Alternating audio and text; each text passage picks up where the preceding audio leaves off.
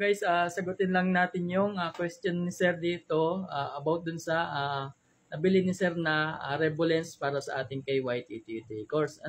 So, sabi ni Sir ito. So, guys, ito, sabi ni Sir, boss, bakit yung nabili na lens ang hirap isara? Kailangan pa din diinan ng sobra para lang magsara. Pati pagbukas, ganun din kahirap magsara. So, yun. So, sabi pa ni Sir, Revo Clear Blue yung nabili niya. Ano bang diskarte doon, bossing? Ayan, sabi ni Sir dito sa ating TikTok shop na nabili ni Sir na Revolens. So, meron tayo, guys, ditong kay YTTT course. Ayan, winter test. So, ayan, meron tayo ditong winter test kay YTT course. Tapos, meron din tayo ditong Revo Clear Blue na lens para sa KYTTT course. Ito ay same sa binili ni Sir na iridium lens na Revolens. Revolens Blue to. So tuturuan natin si Sir kung paano yung parang discarding gagawin natin kapag bumili tayo ng iridium lens para sa ating KYTTT course. So tara, turuan kita kung paano ayusin, Sir. So panoorin mo lang to, boss, at para masagot ko yung tanong mo and makatulong na rin ako sa iyo. So ito, guys, yung KYTTT course natin. So ayusin lang natin yung camera natin para malinaw yung ating pag-video. So, tanggalin muna natin, mga boss, madam, yung ating stock na clear visor. So, papakita ko sa inyo kung paano yung gagawin. So, ayan, natanggal na natin yung stock clear visor niya. Then, kabit natin, mga boss, madam, yung Revo Clear Blue ni KYTTT course. So, yung pag-install nito, mga boss, madam, ay tutorial din ako sa aking YouTube channel yan. Visit nyo na rin. Nasa bio po ang aking YouTube channel. Kung gusto nyo pong matutunan yung paano mag-uninstall and magkabit ng ating KYT lens, nasa YouTube ko po, pwede nyo i-visit sa aking bio. Nandiyan po yung link ng YouTube natin. So, ayan. So, ito, mga boss, madam, ito yung sinasabi ni Sir. Makunat or matigas sarado. Ayan. So, bago pa kasi yung lens natin, kaya talagang matigas yan. So, makikita nyo, Sir. Ito yung sinasabi ni Sir, bago isara. Sobrang ganit, sobrang hirap. Ayan. So, halos hindi talaga siya. May lock. So, ganun siya. Tapos, pag i-open naman, sobrang tigas din. Ayan, kailangan ng puwersa. So, yun siya, katigas. Ito yung sinasabi ni Sir, So, turuan kita, Sir, kung paano gagawin, So, tanggalin muna ulit natin yung lens. Ayan. Tanggalin muna natin yung lens. So ayan, mga boss, madam, natanggal na natin yung lens. So, dito tayo magpo-focus sa mechanism niya dito. So, kailangan lang natin, mga boss, madam, ng isang allen. Yan. Ito allen, yung kakasya dito sa allen bolts ng kanyang mechanism. So, hindi ko sure kung anong size nito. Basta check nyo na lang kung anong size yung dito. Magkakasya dito sa kanyang mga allen bolts. So, kung mapapansin nyo, mga boss, madam, yan, may space pa siya dito. Ito. Space siya dito.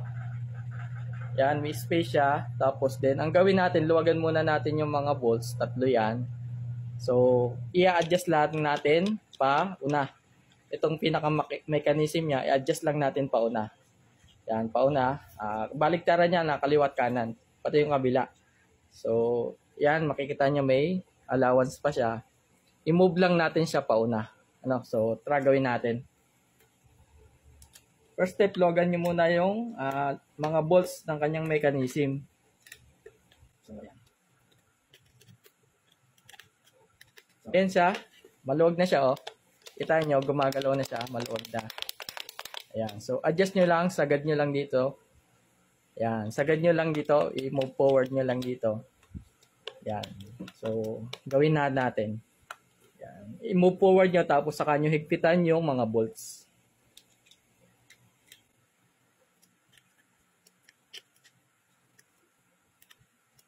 Kabilaan yan, mga boss, madam, guys.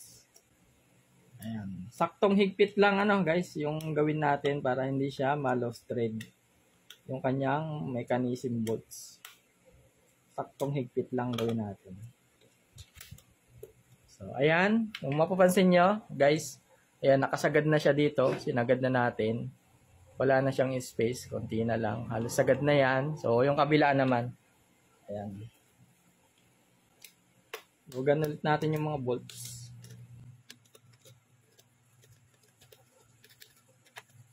Ayan. Maluwag na ulit siya. Then, makikita nyo, laki ng space niya, oh. Laki pa ng space. Nagagalaw talaga. So, adjust lang natin pauna ulit. Tapos saka natin higpitan ulit.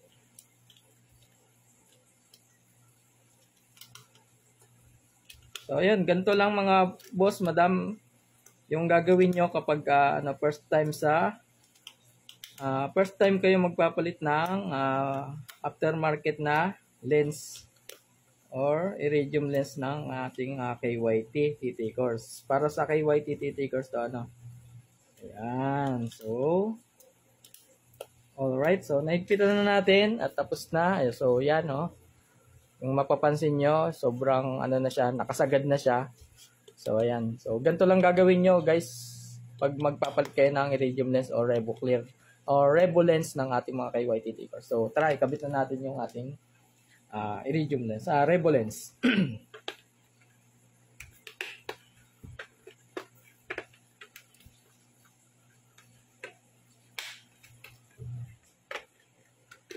Ayan, kung mapapansin nyo guys, basic na. Ayan. So sa una, guys, yung gantong ganit, okay lang yan kasi bago pa yung lens natin. Pero habang tumatagal yan, ginagamit nyo, lagi yung ginagamit, luluwag yan pag tumagal. Pero mas basic na siya ngayon. Kaya ko nang sarado ng sandaliri siya. So, bubuksan, basic na lang siya. Madali na siya. So, hindi na siya ganun katigas, sarado. So, ayan, kitang-kita nyo. Isang kamay lang, sandaliri lang, nailak ko na siya. So, ayan. So, ganun lang, guys. Sana nasagot ko yung tanong mo and sana nakatulong ako sa iyo. So, yun lang, guys. Ganun lang kadali kung paano mag-adjust ng ating iridium lens pag bibili tayo, magpapalit tayo ng lens ng ating KYT TT course. So, sa pagpapalit ng ating lens, nasa bio ko po yung link ng ating YouTube channel. So, pwede nyo pong i-visit. And syempre, follow nyo na rin po ako and subscribe dun sa ating YouTube channel. So, maraming salamat. And thank you, sir, pala sa pag-avail ng ating lens. So, sa mga gusto mag-avail po ng ating lens, lagay ko na lang din dito yung link kung saan nyo siya pwedeng bilhin. So, cash on delivery sa ating TikTok shop. And kung may offer sa inyo si TikTok shop ng free shipping, mas maganda. Makukuha nyo siya ng free shipping and COD. So, then sa mga helmet naman natin, yan, pwede po kayo mag-visit sa amin. Ayan, marami po tayong available na KYT TT course dito sa shop. So, visit nyo po ang aming FB page, JL's Mix Moto Hub. So, PM lang po kayo diyan and pwede po kayong umorder sa amin. So, ayan, salamat sir. Solve na yung problema. Thank you.